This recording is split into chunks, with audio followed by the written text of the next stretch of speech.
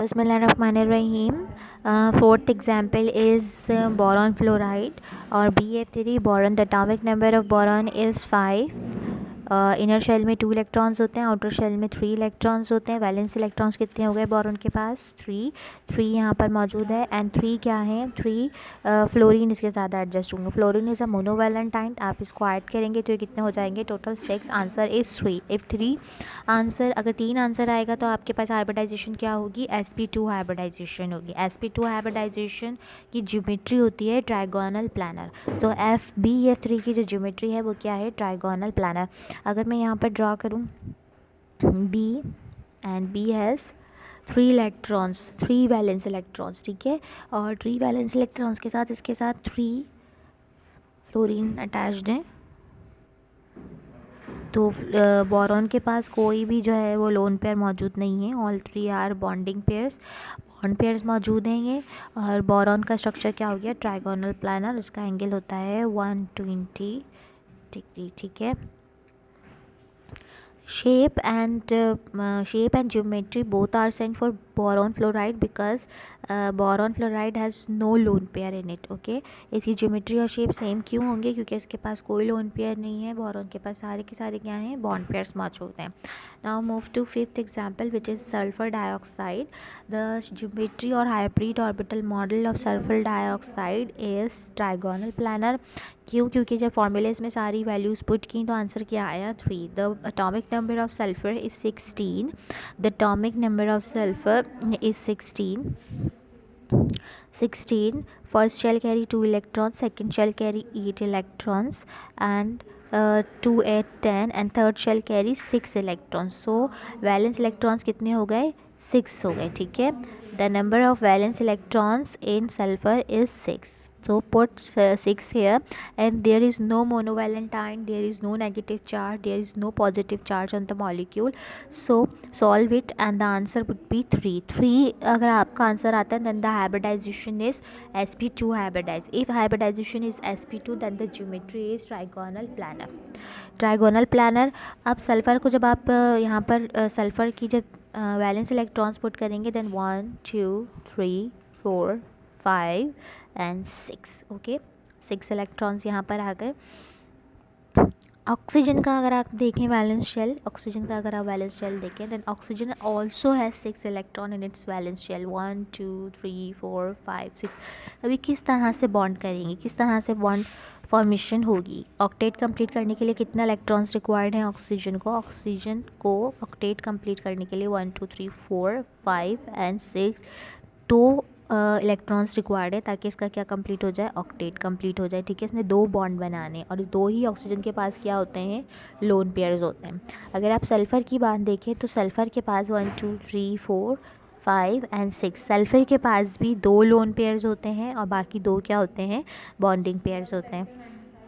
Sulphur dioxide, it means sulphur dioxide का जो structure है वो ट्राइगोनल प्लानर किस तरह से है कि सल्फ़र के पास क्या है? एक लोन पेयर है और बाकी यहाँ पर इसने क्या किया हुआ है? इन दोनों के साथ बॉन्ड बनाया हुआ है. अब ये बॉन्ड कैसे बनाया हुआ है मैं आपको इसको एक्सप्लेन करती हूँ आगे. और आंसर क्या आ रहा है? बस ये तो आपको पता चल गया ना कि हाइब्रिडाइजेशन आने से क्या हमें स्ट्रक्चर ज्योमेट्री क्या बनानी है? हमें ट्राइगोनल प्लानर ही बनानी है. तो आपने वो इजीली बना दी. लेकिन जब आप इसकी शेप ड्रॉ करते हैं तो जब आप शेप ड्रॉ करते हैं तो शेप में तो डबल बॉन्ड भी होते हैं. तो डबल बॉन्ड्स क्योंकि हम हाइब्रिडाइजेशन में डबल बॉन्ड्स को क्या करते हैं? इग्नोर कर देते हैं. लेकिन हम शेप में डबल बॉन्ड्स को इग्नोर नहीं करते. जब हम शेप ड्रॉ करते हैं तो फिर हमें शेप में उसके डबल बॉन्ड्स को भी शो करना पड़ता है, ठीक है. तो हम यहाँ तो डबल बॉन्ड्स को इग्नोर कर दिया क्योंकि हाइब्रिडाइजेशन की बात हो रही थी. अब जब शेप की बात आएगी ना तो शेप में किस तरह से आप एडजस्ट करेंगे? शेप की बात आएगी तो आप कैसे एडजस्ट करेंगे कि सल्फ़र के पास क्या है? एक लोन पेयर है और सल्फ़र जो है वो सल्फ़र है 6 इलेक्ट्रॉन्स ना. एक तो लोन पेयर हो गया, इसको तो आप छोड़ दीजिए, लीव इट. अब आपके पास कितने ऑक्सीजन्स हैं? 2 ऑक्सीजन्स हैं, तो ठीक है. और एक ऑक्सीजन को क्या होता है? एक ऑक्सीजन के पास दो लोन पेयर होते हैं, दो बॉन्ड पेयर होते हैं। तो आप क्या करेगा कि एक ऑक्सीजन इससे अपने दो बॉन्ड बनाएगा, यानी कि कौन से बॉन्ड पेयर्स के साथ, अपने बॉन्डिंग इलेक्ट्रॉन्स के साथ, ये वाले और ये वाले के साथ इसने डबल बॉन्ड बना लिया। बाकी इसके पास ये क्या हो गए, बाकी इसके पास लोन पेयर्स हो गए। अगर आप टोटल काउंट करें तो ऑक्सीजन का भी ऑक्टेट कितना हो गया, 8 इलेक्ट्रॉन्स, 1 2 3 4 5 6 7 8। ठीक है, सल्फ़र की अब बात करें तो सल्फ़र के पास 1 2 3 4 5 6 7 8। अब सल्फ़र मज़ीद एक्सेप्ट नहीं कर सकता क्योंकि इसका ऑक्टेट कंप्लीट हो गया है।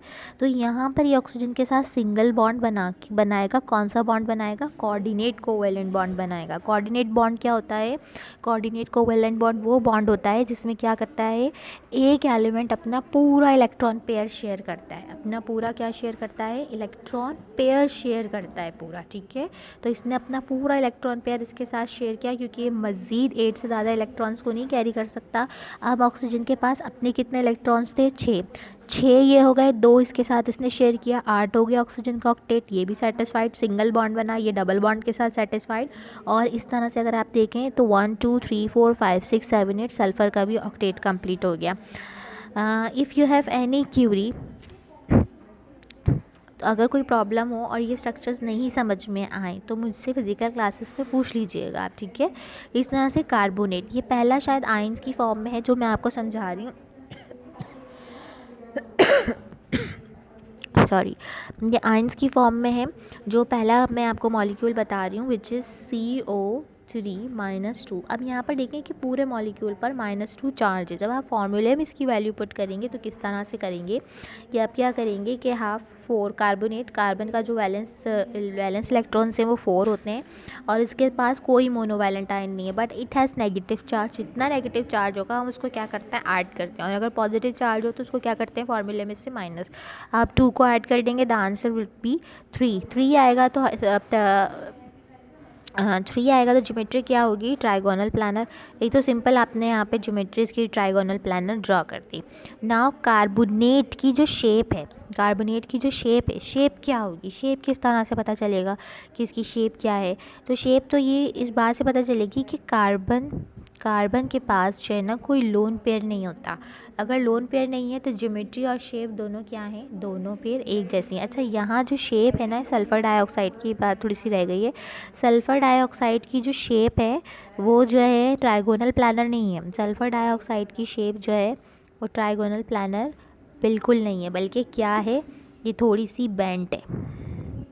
ठीक है, बैंड भी कह सकते हैं आप इसको, वी भी कह सकते हैं। क्यों, क्योंकि ऊपर क्या मौजूद है, ऊपर लोन पेयर मौजूद है और लोन पेयर होने की वजह से ये बिल्कुल स्ट्रेट नहीं रह सकता, ये ऐसे नहीं बन सकता।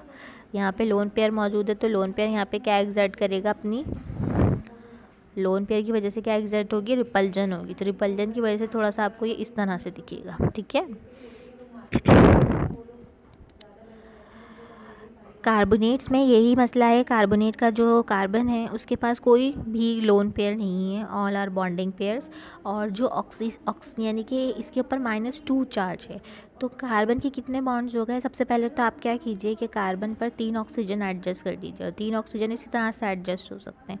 1 कार्बन ने एक बॉन्ड इसने बनाया, एक इसने बनाया, एक इसने बनाया। अब कार्बन का एक इलेक्ट्रॉन भी फ्री है तो आप कार्बन के साथ यहाँ पे ऑक्सीजन के 2 बॉन्ड बनाइए क्योंकि ऑक्सीजन 2 बॉन्ड बनाता है। ठीक है, ठीक है, ये हो गया। फिर इसके बाद यहाँ पर ऑक्सीजन एडजस्ट कीजिए और ऑक्सीजन के ऊपर माइनस चार्ज है। अगर ऑक्सीजन के ऊपर माइनस चार्ज है तो 1 2 3 4 5 6, एक माइनस चार्ज 7 और एक 8 इलेक्ट्रॉन्स। एक इलेक्ट्रॉन से भी क्या होगा, ऑक्सीजन सेटिस्फाइड। इस वाले ऑक्सीजन के पास भी क्या है, नेगेटिव चार्ज। मीन्स 1 2 3 4 5 6, सही है, 6 इलेक्ट्रॉन्स और एक ही नेगेटिव चार्ज की वजह से एक इलेक्ट्रॉन और आया हुआ इसके पास और एक जो है वो कार्बन ने दे दिया तो ऑक्टेट कंप्लीट हो गया। इस तरह से ये कार्बोनेट की शेप बनेगी। ठीक है, कार्बोनेट की शेप भी क्या होगी, ट्राइगोनल प्लानर ही होगी क्योंकि carbon has no lone pair. ठीक है, कार्बन के पास कोई लोन पेयर नहीं है। आई होप आपको ये टॉपिक समझ में आ गया होगा। यहाँ जो है ना हमारा चैप्टर नंबर 4 जो है वो कंप्लीट हो गया है। इसके अलावा एक और टॉपिक है जो कि हाइड्रोजन बॉन्डिंग है, जिसके बारे में मैं आपको चैप्टर नंबर 2 जब समझा रही थी, जो उसके बारे में मैं डिटेल वो टॉपिक पढ़ा चुकी हूँ। उसके बारे में जस्ट यही है कि वो किस तरह से बॉन्ड फॉर्मेशन करता है, और वो मैं आपको वहाँ पर पढ़ा चुकी हूँ। अब ये आपका चैप्टर यहाँ पर कंप्लीट हो गया। इससे रिलेटेड आपको कोई भी क्यूरी हो तो मुझसे पूछ लीजिएगा, कोई प्रॉब्लम हो, कोई बात समझ नहीं आ रही हो तो आप मुझसे भी पूछ सकते हैं, बाकी फ़िज़िकल क्लासेस में पूछ लीजिएगा। अब हम नया चैप्टर स्टार्ट करेंगे, which is chapter number 4 in our next lecture.